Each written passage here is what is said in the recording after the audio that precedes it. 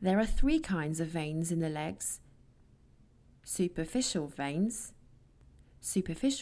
under the skin, the deep veins under the muscles, and the veins that connect the superficial and the deep veins called connecting veins, perforating veins or perforators.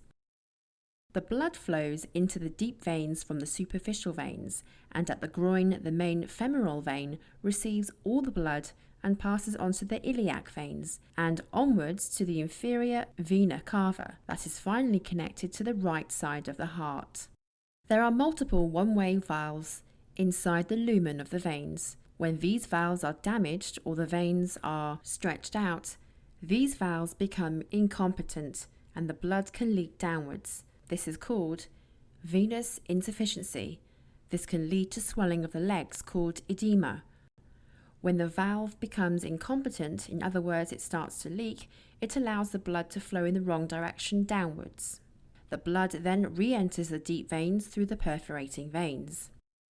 This causes enlargement of the deep veins, which in turn causes the deep valves to become incompetent. Because of the large amount of blood leaking downward, very high pressure is built up in the soft tissues of the legs. Over a period of months and years, this causes the formation of spider vein and also varicose veins. The vein area surrounding the defective valve begins to stretch and expand, allowing for more blood to flow in the wrong direction, thus bringing more blood into the spider veins, causing them to grow even larger. Scenario 2. In this scenario, there are pre-existing or untreated spider veins.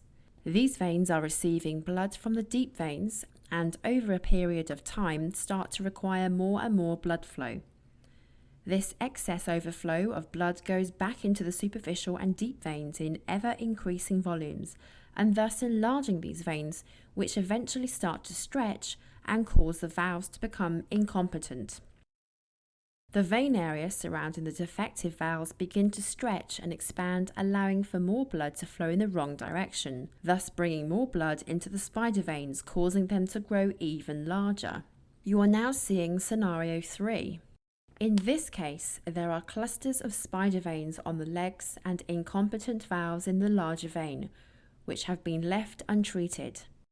When the spider veins and the associated incompetent valves are left untreated, the long-lasting and excessive blood flow leaking downwards significantly increases the likelihood of a blood clot forming in the deep veins of the legs. When enough pressure builds up behind the blood clot, it will shoot up into the lung. You can see a large clot moving up through the large veins and blocking the blood flow into the entire right lung.